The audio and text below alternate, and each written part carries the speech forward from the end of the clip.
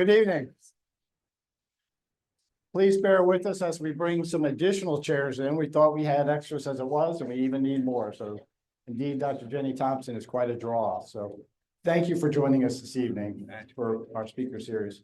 My name is Greg Brainerd, and on behalf of the Rotary Club of Daniel Island, the Daniel Island Business Association, the Daniel Island Community Fund, and the Daniel Island Club right here, we're really pleased to host this evening's speaker series event. It should be really special.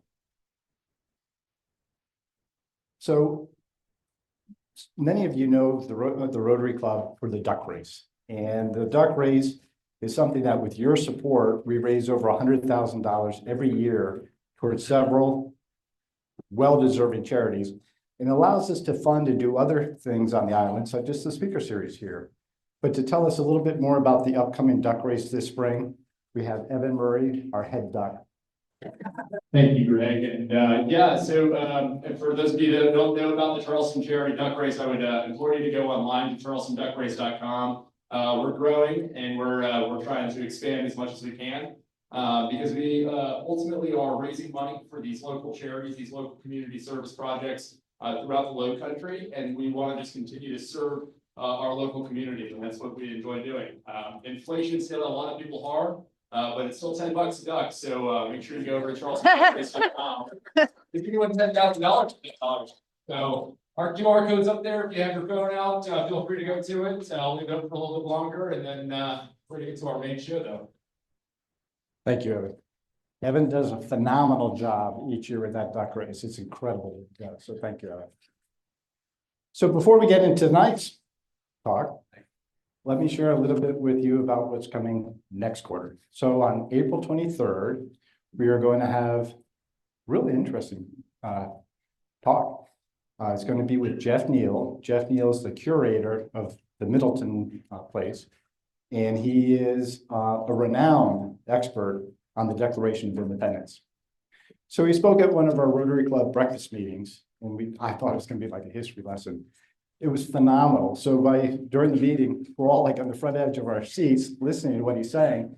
And he had phenomenal stories about our founding fathers, the strong personalities they had, the bold vision they had, the quarrels they had about what was going to happen or not happen and so forth.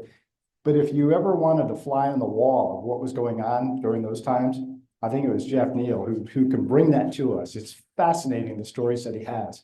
So it should be quite an interesting evening. And again, that's April 23rd. It's likely to sell out again. So we'd ask in the upcoming weeks, you look for the upcoming announcements, use it as an invitation. We'd love to see you back here again. So speaking of sold out, obviously we don't charge for this event, but we've never had an event here that is sold out as much as the one tonight.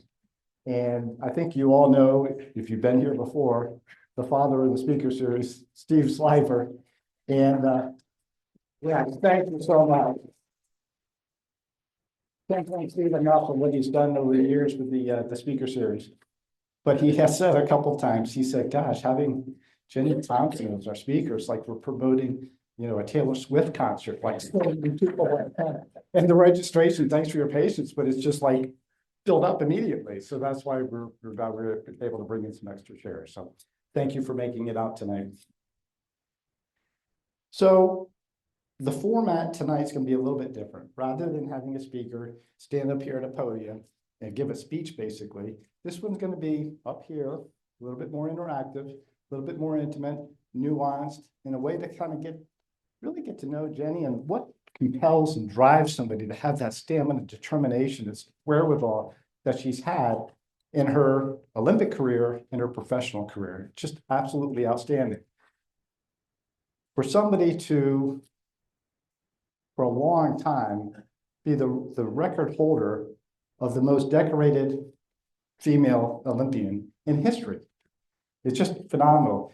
She won 12 Olympic medals, of which she's wearing one, so that'll be real special. It's just a gold one nonetheless. So it'd be fun to see that. But 12 Olympic medals, 8 of them gold, the span of 4 Olympic Games. So that's a 16-year career.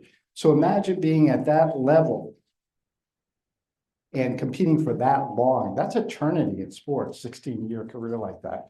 And to hold the record for as many years as she did. So that's, again, incredible. But then when people finish a career like that, what do? A lot of people might take a few years off, kind of regroup and so forth. Not Jenny Thompson. She just turned around, pivoted, and went right into a medical career. Now, who does that at that age and that stage of their life and so forth? But she pursues medicine. And so she was quite obviously the student athlete at Stanford. But then she went on to graduated from medical school at Columbia Medical School, and then became an anesthesiologist, where she's practicing today at the VA Center right here in Charleston. So incredible.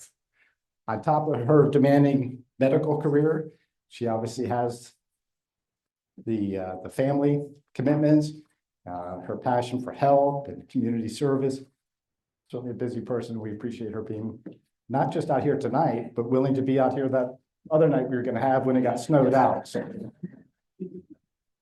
So, well, I just want to start this by sharing among all of us.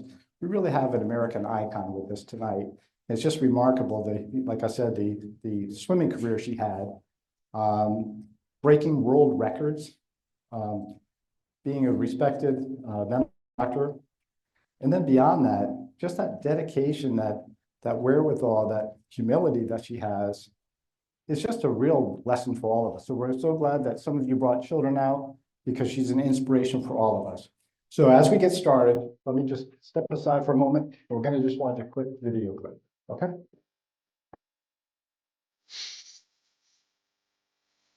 Jenny Thompson is a 4-time Olympian and is an 8-time Olympic gold medalist in the sport of women's swimming. She is the most decorated women's swimming relay champion in U.S. history. At the 1992 Barcelona Games, she won 2 gold medals for the 100-meter freestyle and medley relays. She won a silver medal for the 100-meter freestyle. At the 1996 Atlanta Games, Thompson won 3 gold medals for the 100 and 200-meter freestyle relays and the 100-meter medley. At Sydney in 2000, she won 3 more gold medals for the 100 and 200-meter freestyle and medley relays. Thompson also took home a bronze in the 100-meter freestyle. As the oldest swim team member at 31 years, her 4th Olympic competition was in 2004 at Athens, where she earned 2 silver medals for both 100-meter relays. She anchored the 400 freestyle relay to set a national record.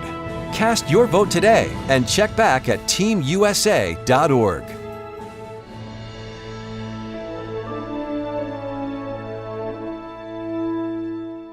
Ladies and gentlemen, Dr. Jenny Thompson.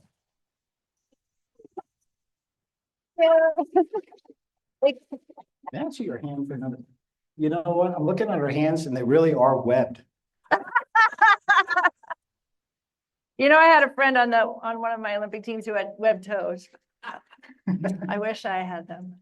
So Mark Spitz was said, they're not Mark Spitz, Phelps. Michael Phelps was he was on the 2000 and 2014 with me. Yeah, I've heard they had that. Well, great. Well, thanks for this format. It's a great idea. We'd love to get to know more about you and so forth. We have a few prepared remarks. And folks, what we're going to do is spend about 30 minutes here, just kind of opening some dialogue questions, which may answer many of your own questions. But then please know we're going to leave at least 15 minutes for general Q&A. So if you have other questions that aren't yet addressed, please feel free to raise your hand in a bit and ask away, okay? So why don't we start with first question we have here. All right. Well, as I ask this question, it makes me picture you walking across Stanford campus before sunrise in the dark. And then maybe if it's double a day practices, again in the evening, again in the dark, jumping into a cold pool. So what motivated you to push through the challenges, thank you, of training and competition during your Olympic career? Well, a lot of it for me was enjoying the process. And I loved the challenges that the workouts brought. I loved spending time with my friends on the swim team. At Stanford, it was like having 20 sisters who I got to see twice a day when we weren't busy with classes. So I look forward to going to practice, not so much running out of the cold locker room that 30 seconds was the worst, but, once we dove in, it's heated, so it's good. I didn't always enjoy the workouts, but I knew they had a purpose, and, that my coach had designed them to help us be the best we could be. And, I think enjoying the process and just living that life, was what motivated me. Representing my teammates, even when I was swimming for the US team, I always felt like I was representing my family of swimmers at Stanford. Nice. Yeah. Nice. Should have used that one. Sorry. So sorry, folks, we're having a bit of difficulty with your microphone, so I'm just gonna turn off. And I can ask you this because for some. Oh, reason- yeah. Yours is- Big time. All right. All right. I'll give you Taylor Swift now. It's gonna break dance for us in a second. No, So, and correct me, but Stanford won all 4 years you were there.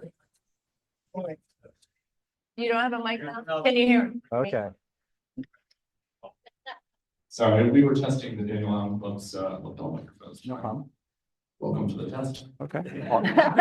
All good. So now we're both gonna break dance. So Stanford won all 4 years, the national championship while you were there, right? Yeah, so when I was getting recruited, they had lost to Texas. And I remember when I came in as a freshman, it was our goal to beat Texas that year. And we did it, I think, by 9 points or something. And then the 3 consecutive years after that, we crushed them. But yeah, that was one of our my class of 5 or 6 women. We were real proud of that. And they won the NCAAs the year after I graduated too. So we had several in a row. So I'm gonna skip down to another question that leads me to. You go. So Jenny swam up in New Hampshire, right? That's right. Well, I was born in Massachusetts, but my high school years were in New Hampshire. So as we might all imagine, she was being heavily recruited by all the top schools to swim for them, right? Including Texas. But I have a little story here. It seems that your mother had a tremendous influence in your life. Yes. Can you tell us about her? And is it true that she bribed you with a motor scooter if you accepted your scholarship to Stanford?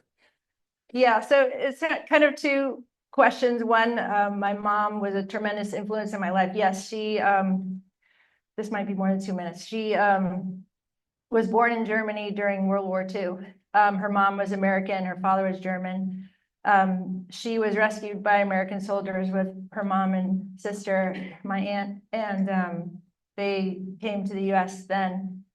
She was always extremely patriotic and grew up in Rochester, New York. But by the time I came along, she was just recently a single mom. I have 3 older brothers, so it was the 5 of us. And she worked her butt off. She basically supported us and raised us all to be, strong, happy individuals who all went to college, and she was just a remarkable person. So she definitely influenced me a lot. I think just her strength and her independence and her kind of not going along with what everyone else is doing. She was a unique person and just wanted to raise great kids. So I hope to emulate her as a mom too. But so yes, when I was a senior in high school, I was being heavily recruited, especially by Texas and Stanford. Those were my top choices because they had the top swim programs. And you might say, well, duh, Stanford is a great school. But to me, I was only thinking about the swimming. And Richard Quick, the head coach at Stanford, came twice to my house from California so the second time my mom's like, okay, this is it. And she knew I wanted a motor scooter. When I went on my recruiting trip, people had them at Stanford's big campus. So I was like, okay, Mom, I'll do it if you give me a motor scooter. And it was a big ask for her, but she was just like, okay. She was desperate. She's like, what if you break your arm? Don't you want to be like the Ivy League of the West? So, that's why I ended up there. That's a great story. Yeah. Jenny and her arrived with a Vespa, I guess.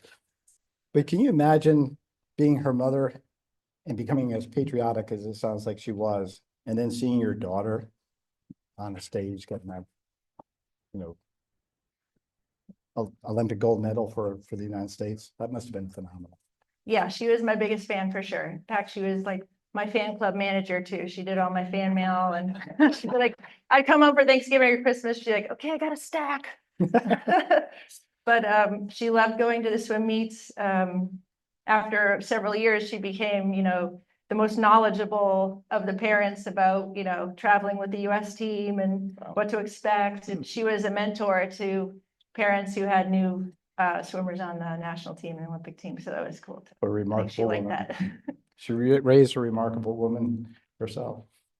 What does winning an Olympic gold medal feel like? And how did that experience shape your perspective on success?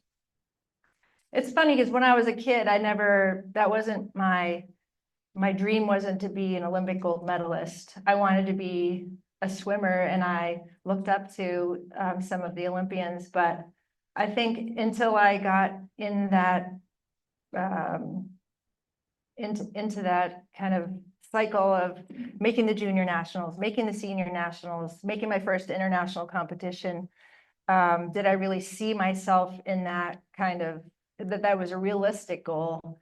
I think I was always kind of grounded and wanted to improve and wanted to be the best, but until I got close, in fact, in 1988, I was 15 or 16, I went to my first Olympic trials, and I got 4th place. So that was like a wake-up call. I'm like, that is not happening again.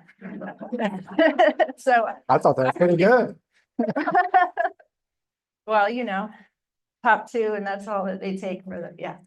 So yeah, I was very determined after that. And I think that's, looking back, has been a long time now, that I can really be proud of, is that when I faced an adversity and when I faced a disappointment, I used that as fuel for the fire, and it motivated me to get even better and improve my stroke and to find new ways of training and to be at the top.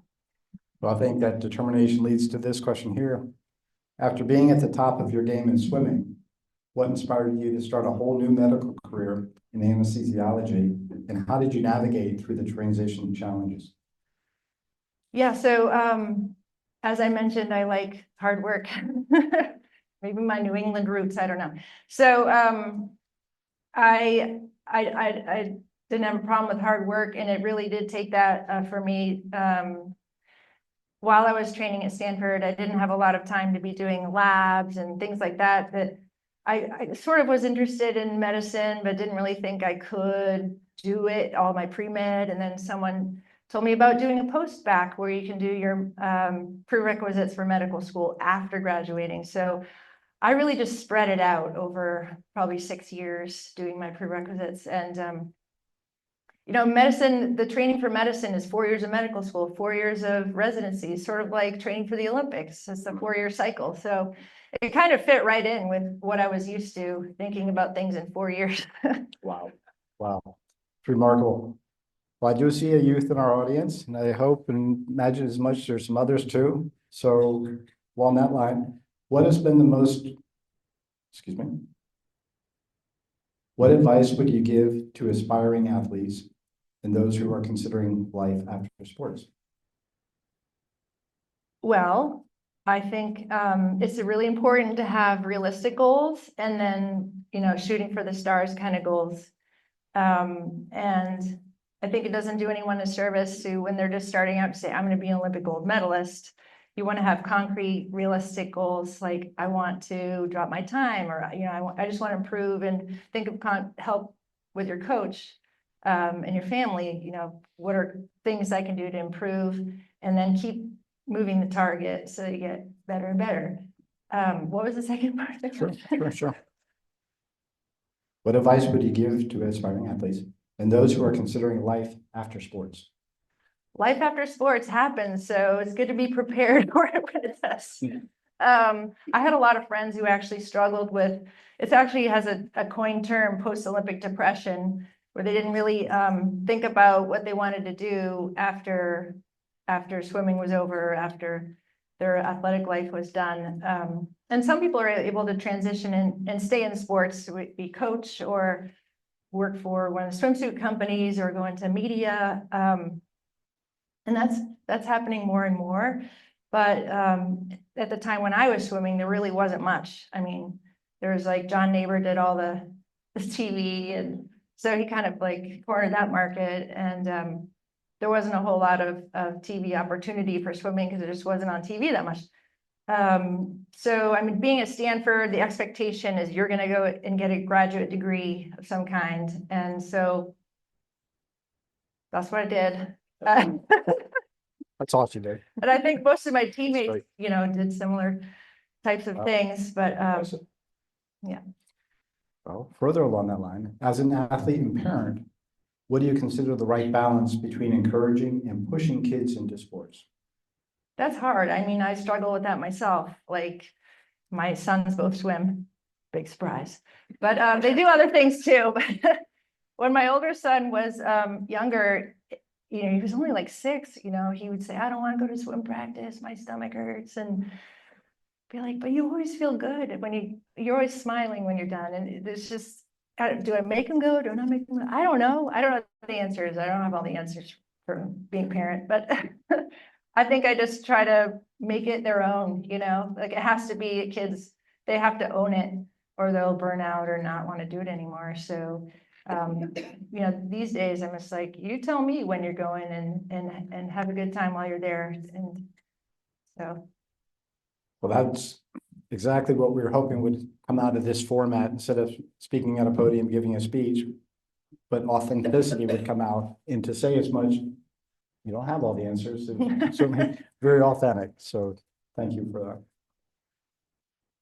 Well, where do we go from here? There's a few other good ones here. Well, who is your favorite, all-time favorite athlete and why?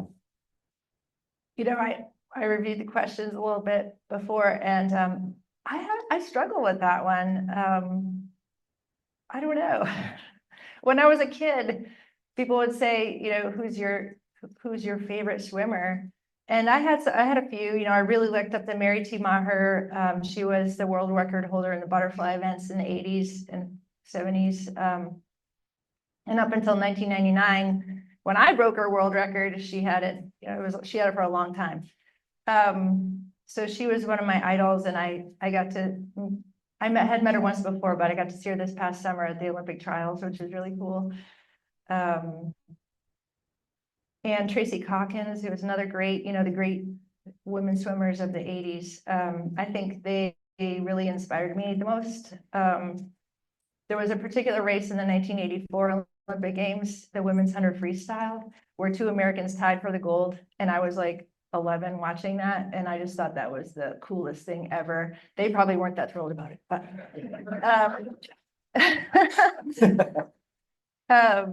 Carrie Steinsheifer and Nancy Hogshead.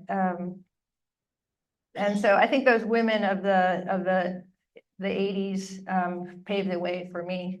And one of the, actually more important to me than like all these medals, I was at an award ceremony for swimming, and Katie Ledecky was there, and she approached me, and I was excited because I was meeting Katie Ledecky. But she said, I read there's a silly little book, that there's one book about me that I didn't write, and it was like a nonprofit situation. It was written for young girls and boys.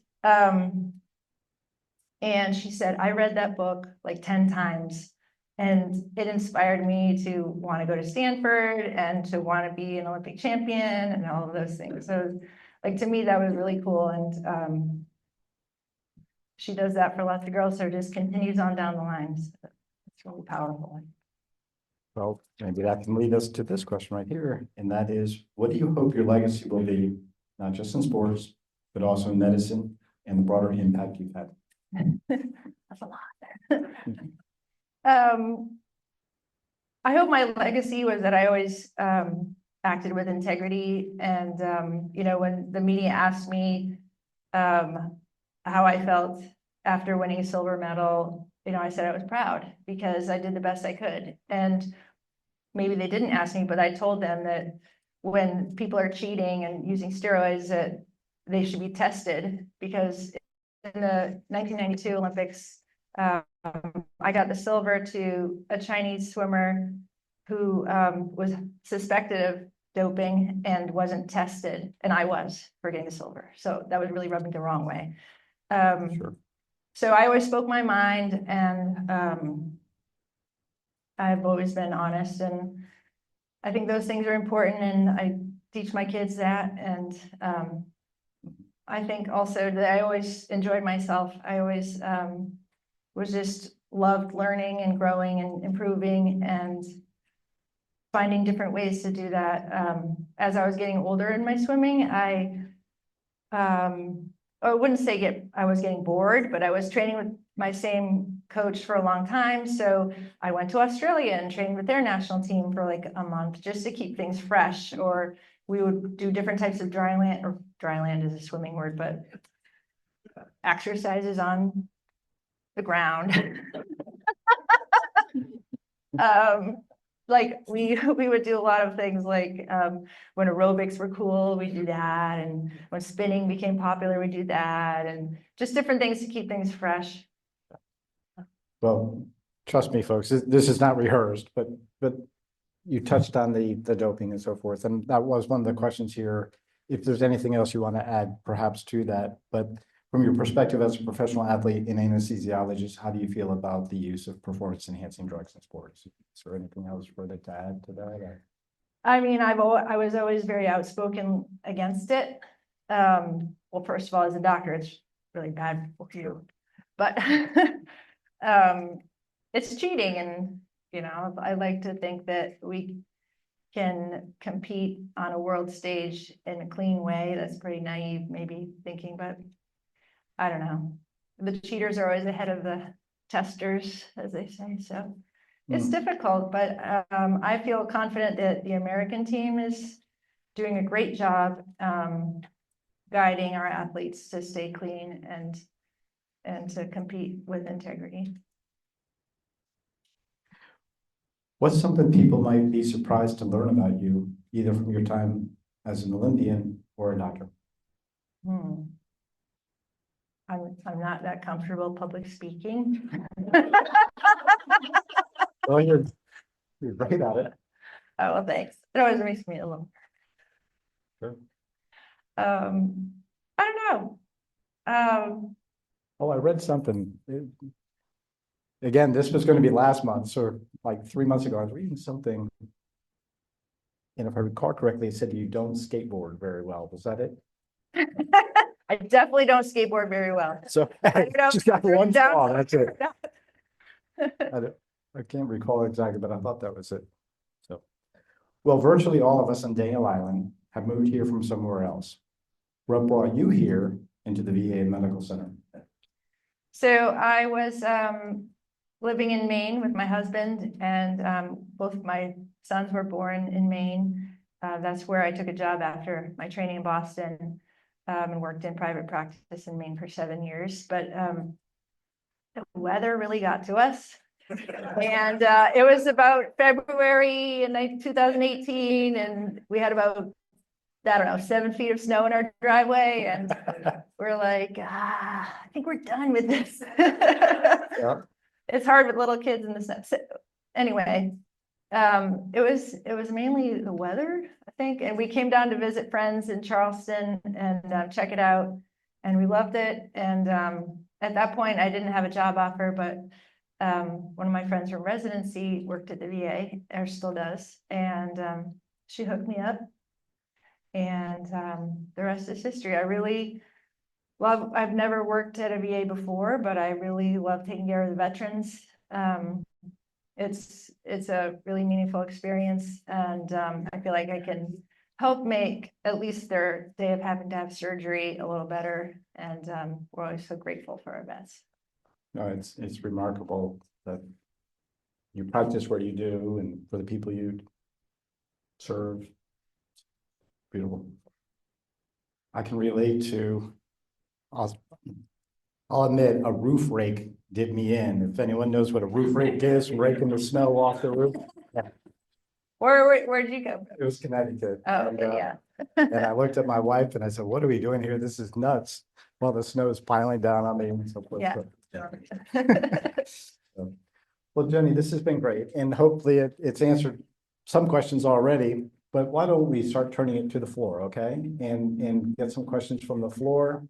I believe we already have our first coming up from Joe DeGraw. So I conspired with Greg and Steve to grab this spot to ask if it's okay with you if we go back to 2004, but also to Indianapolis in 2004, where I worked and lived back in the day and helped organize the World Swimming Championships. Oh. So I was there. It was in the NBA arena. Not a big deal today to have a competition, swimming competition in the NBA arena. It's not a big deal today, but then it was a big deal. And so I was lucky to watch you compete for Team USA in 2004 in October. So this was after the Olympics. You won medals there too, I remember. But I also remember a special ceremony on the deck, and I was on the deck for the special ceremony. We're going to show a picture. We thought this would be a fun picture for you to see. This was a white coat ceremony. That's the then president of FEMA. It's now World Aquatics. He presented this white coat to Dr. Thompson while she was in medical school. Now, I wish I could tell you that was my idea. It wasn't my idea. My friend, Dale Newberger, who I think is also your friend, suggested that we might remind you of this ceremony, this special recognition. This was 2004. But what a great way to inspire all of us by, imagine us watching you as an Olympic swimmer, but also finishing medical school. This special white coat ceremony was Dale's idea, not mine. But thank you very much for everything you do, for everything you do. That was a really special day, and I didn't know they were going to be doing that, but it really helped me to kind of smooth over the transition. And I think I never answered part of the question was, what was the transition like going into medicine? And it was rough because when I left swimming, I was at the top of the world. I was on TV shows. I was famous. And when I got to medical school, I don't know if you know, a first-year medical student or even second or third or fourth-year medical student, you're like the bottom of the barrel. And like the nurses were bullying me and telling me I couldn't use their printers. And it was rough. And just spending all day in the library studying, it was a big difference. And again, what got me through that was the great friends I made in medical school who kind of talked me off the ledge sometimes. But yeah, USA Swimming is always very, very good to me, and I love them. And that was a really special moment. Have we got other questions for Jenny? I'll come around to you, but for the rest of you, why don't you come down here? We're operating with only one mic here tonight, so rather than me scurry all the way to the back, if you've got a question for Jenny, come on down, come up, sir, I'm over here with you. Evan, will I need to repeat the question up here from this mic? Wondering if you could tell us what a typical day is for someone at Stanford on the swimming team. Sure. So a typical day for a swimmer at Stanford, practice at 6 a.m. So either bike or motor scooter or catch a ride with your friend to the pool, and a 2-hour swim practice.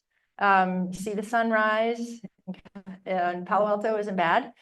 And then go and eat a very big breakfast quickly before going to classes.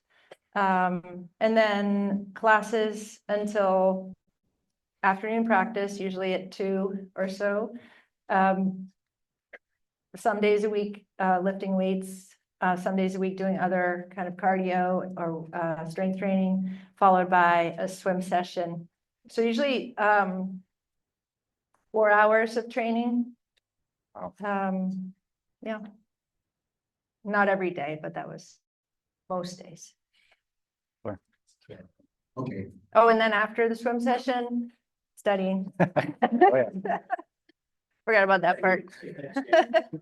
Two things. I have a summer cottage in Maine. I just got a picture from my neighbor up there. I'd be glad you're not there right now. Yeah, I heard they So- got dumped on. Yeah, yeah. I have a grandson who's a very good student, bright kid, kind of shy, not an athlete like you, but he aspires to go to Stanford.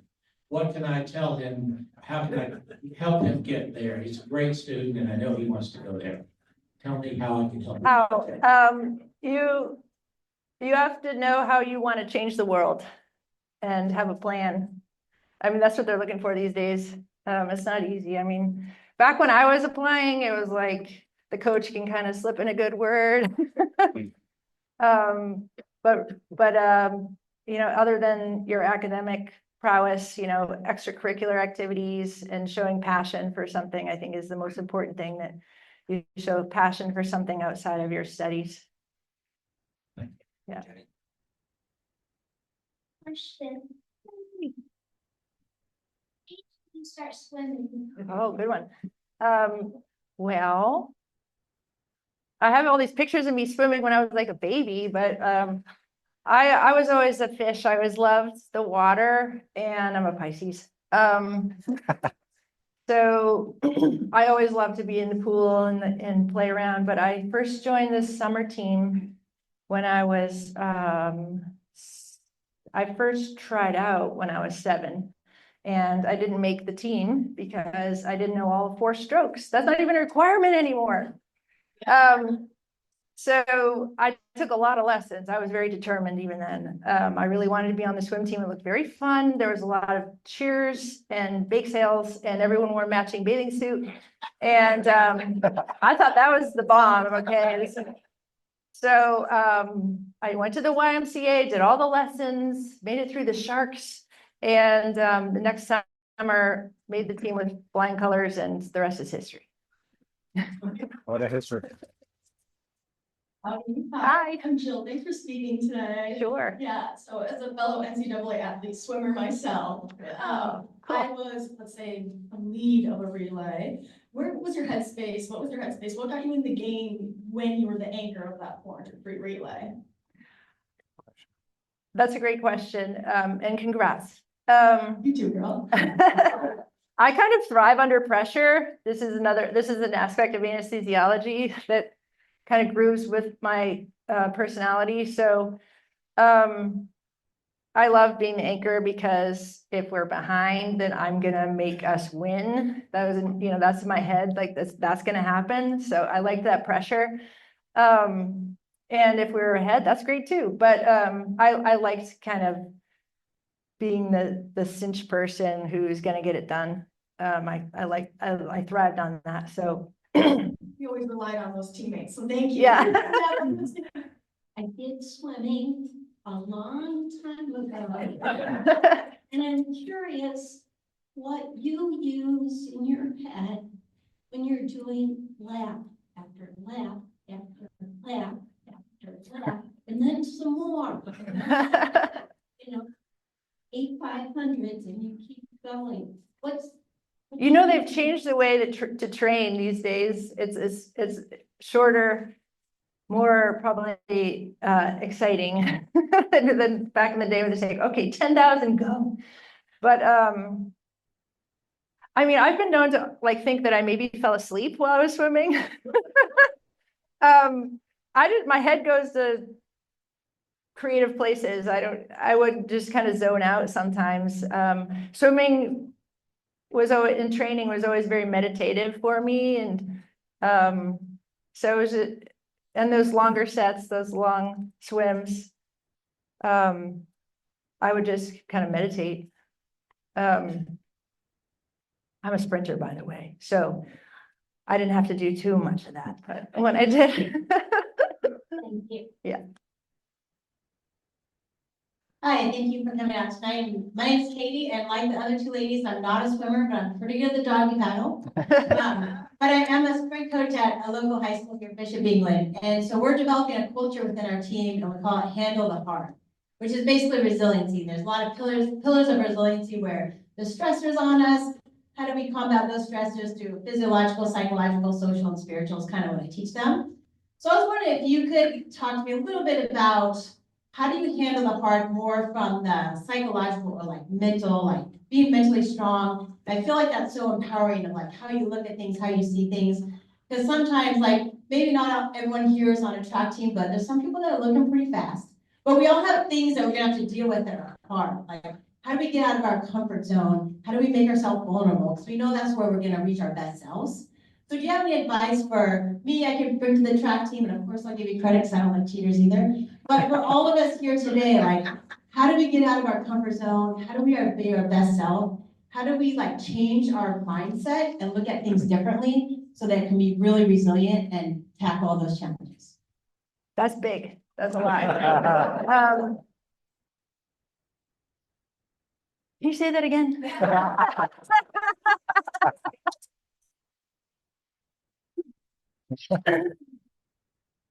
I don't even know where to start.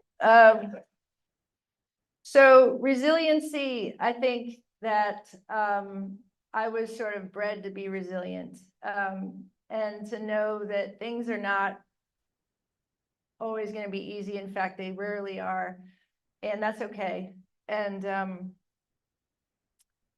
you know, we do sports because it's fun, and that's why we start them anyway, unless it's like your mom telling you have to go. But most people who do sports do it because they love it. So I always try to remember that that's why I started it, even in the really hard, mentally tough times. That always helped me to remember why I started it, and that was to have a good time. It was interesting. This probably has nothing to do with what you said, but it just made me think. I was very serious, and very focused and all of those good things. And then in 2001, or after the 2000 Olympics, I took a break, and I thought I retired. I started medical school.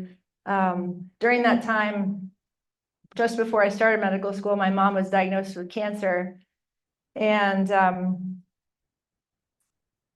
it was really hard. I swam at that time to like meditate, help release emotions, and just as a release from all of the stress. And eventually I started competing again because one thing led to another. I went to a meet, I made the nationals, and there I was again. And it was different because I was in medical school. I'd experienced things I'd never had before with like the thought of losing my mom, and swimming was just pure joy. And I swam faster than I ever had before. And I think that it was because I readjusted my perspective on it and remembered that it was for the love, you know, I was there because I loved it, and it made it joyful. And a joy that I didn't have before I had retired. So I think, man, you have to work hard, right? And you have to go past your comfort zone. That's what coaches are for. That's what you're for. And knowing that you're doing it for your team and probably least of all yourself, but it has to be fun along the way, you know. I don't know if I answered your question.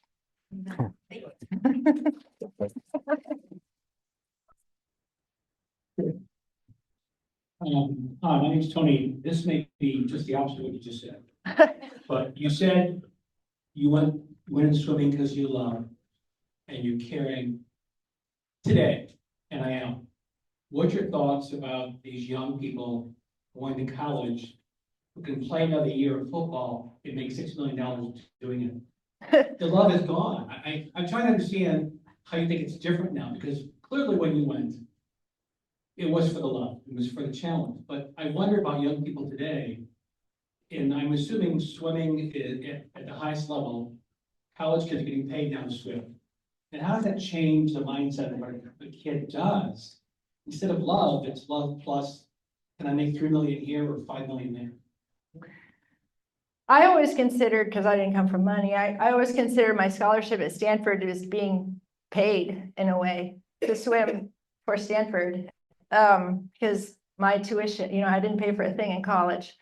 So it's a much different scale, but, you know, I think that they can coexist, like the love and the hard work and your duty to whatever organization you're with. But when I was, I don't remember what year this was, but we were in Indianapolis and a few of us were asked to talk to the Colts.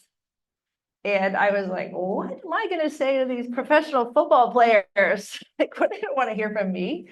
But that was what I talked about. I talked about, like, I can't appreciate what you guys do. You play the sport for so much. I didn't say this, but like so much money. But like, my advice is just to always remember what feelings you had when you were a little kid playing football, you know, what joy it brought to you, the love of the competition and the camaraderie in the sport. And that, you know, helped me. I don't know what to say about college sports these days. It's like crazy different than when I was there. And I don't know what the right answer is. It's just bizarre. Thank you. Sure. Good evening, and thank you again for joining us here. I have 2 questions. The first is to achieve what you've done, the grit, the determination, the pain, and one of the things you said earlier was the emotion. Can you take us through what it was like the first time you stood on the podium and the national anthem was played? Yes. So it was 1992. I was in Barcelona. I was on the team with about 5 of my Stanford friends, and that was a great honor. It was a relay, and I always loved relays because I loved sharing the experience with the 3 other people. It's funny to say, and you're not going to expect me to say this, but the Olympic gold medals weren't the epitome of what I did in swimming for me. It wasn't like looking back on my career. That's not the most important thing to me. But I, of course, felt extreme pride in my country and in my team, and grateful to all the people who helped me get there, my coaches and my family and my friends. I don't think I was as emotional as some, but I guess the main emotion was an extreme pride, just in representing my country. It's always fun to watch the reaction of the athletes when that moment occurs. Right. The second one's a little bit on impact. From the outside looking into the Olympic Village, what is it like to be an athlete inside the gates where the typical fans don't have an opportunity to really understand what's going on? What's it like to be the athlete on the inside? It's not as crazy as you think. No, maybe it was, but I don't know. The Olympic Village is really a cool place. In '92, my first time going, I was blown away. It was like free McDonald's and, you know, free bowling and free intranet. But yeah, that's how old I am. It was the coolest part, though, is going to the cafeteria, because not for the free food, but because there's every walk of human form in one space. You'll have like 7-foot tall African basketball players, and then like these tiny little gymnasts, and then like huge weightlifters and like just so all the extremes of the human form in one place. That was my favorite part, was just to sit and watch, like, oh, they must be in, like, guess their sport, you know. Thank you. Yeah. Hi, I wasn't a swimmer, but my husband was. He swam in college. And I'm just wondering if you still swim. I know that there are masters groups. Yeah. Yep. And So how did you stay fit? So a couple of years ago, I started listening to this podcast, Peter Attia. Does anyone listen? Anyway, The Drive. And it got me really wanting to improve my health. So I hadn't been swimming much when we lived in Maine. And I'm like, what's the sport I can do where I can really push myself? I hate running, you know, so I'm like, okay, it's gonna be swimming. So I joined the Masters team, Palmetto Masters. There's several locations in Charleston, and I really loved it. My coach, Paul, is 90. He's awesome. I'm serious, he's 90. He gets up every day, practice 5:30 every day. And he's really committed to the group, but I love swimming with other people, doing the sets. You know, I can't just go and swim laps on my own. It's so much easier for me just because I grew up that way, to swim with a group and to have a planned workout. So I've loved doing it. It's keeping me fit and healthy, and I love it. Jenny, one more. We're gonna cut it off and let you rest. Hi, Jenny. I work for a local swim school, low country swim school, and we just admire you. I guess my question would be, how would you encourage parents who have kids and grandkids to get into swim lessons? Like, what would be, you know, that tipping point that you encourage everybody to do that? Well, I think it's of vital importance to learn how to swim, because it's the #2 cause of accidental death in children or something like that. So especially in the low country with everyone having pools and being close to the ocean, it's imperative. Do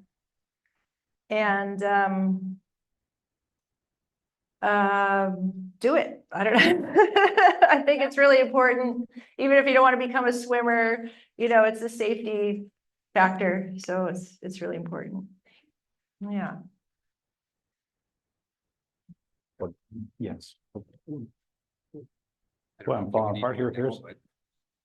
Jenny, that was tremendous. It was so authentic. I'm sure we all are leaving here tonight with an appreciation for. Thank you, guys. Present. Jenny, what we have here is a personal appreciation from curated items from around the low country that Mary Wessner picked out. So Mary, our photographer, thank you for that. So it was a wonderful evening. We thank you so much. Thank you. I just wanted to say thank you all for coming out. I really appreciate your time and your ears, and hope you enjoyed it. Go USA.